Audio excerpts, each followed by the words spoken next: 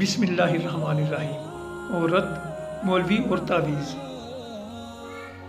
ایک خاتون ایک مولوی صاحب کے پاس گئیں۔ کہا مولوی صاحب کوئی ایسا تعویذ لکھ دیں کہ میرے بچے رات کو بھوک سے نہ رویا کریں۔ مولوی صاحب نے تعویذ لکھ دیا۔ اگلے ہی روز کسی نے روپوں سے بھرا تھیلا ان کے صحن میں پھینک دیا۔ خاتون کے شوہر نے ایک دکان کرائے پر لے لی۔ کاروبار میں برکت ہوئی اور دکانیں بڑھتی گئیں اور پیسے کی ریل پیل ہو گئی۔ ایک دن خاتون کی نظر اس پرانے صندوق پر پڑی جس میں انہوں نے تعویذ کو محفوظ رکھا تھا۔ جانے مولوی صاحب نے تعویذ میں کیا لکھا تھا؟ تجسس میں اس نے تعویذ کھول ڈالا۔ لکھا تھا، جب پیسے کی ریل پیل ہو جائے تو سارا پیسہ تجوری میں چھپانے کی بجائے کچھ ایسے گھروں میں ڈال دینا جہاں رات کو بچوں کو رونے کی آواز آتی ہو۔ مٹی پہ سونے والا شہنشاہ۔ کیسر روم نے حالات کا جائزہ لینے کے لیے اپنا ایک آدمی مدینے میں بھیجا۔ وہاں پہنچ کر وہ کسی سے پوچھنے لگا، آپ کے شہنشاہ معظم کا محل کہاں ہے؟ کہنے لگے، ہم لوگ شہنشاہ، محل اور معظم جیسے الفاظ سے بالکل ناآشنا ہیں۔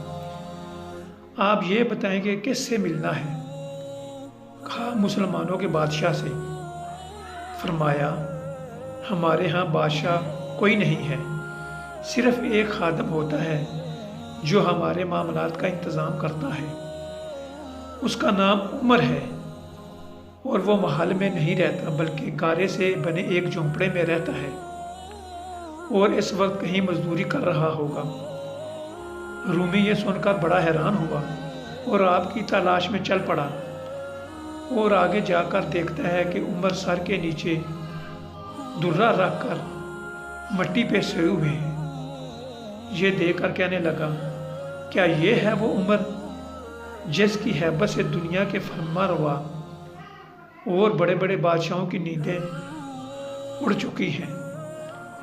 اے عمر، تم نے انصاف کیا اور تمہیں گرم ریت بھر بھی نیند آ گئی۔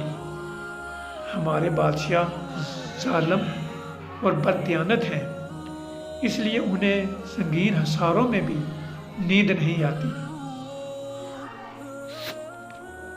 حضرت بہلول ولی اللہ تھے، گزر رہے تھے کہ ایک بچے کو دیکھا کہ وہ کھڑا رو رہا ہے۔ دوسرے بچے اخروٹ کے ساتھ کھیل رہے تھے۔ انہوں نے سمجھا کہ اس کے پاس اخروٹ نہیں، اس لیے وہ رو رہا ہے۔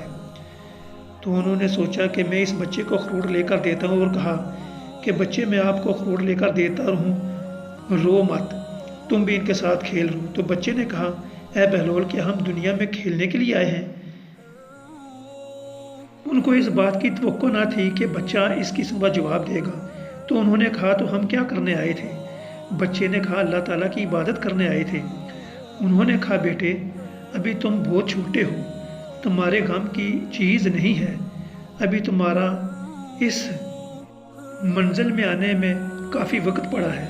تو اس بچے نے کہا، اے بہلول، مجھے بہلاؤ مت، میں نے اپنی ماں کو دیکھا ہے، وہ صبح جب آگ جلاتی ہے تو پہلے چھوٹی لکڑیاں اس میں ڈالتی ہے اور پھر بڑی لکڑیوں کو ڈالتی ہے۔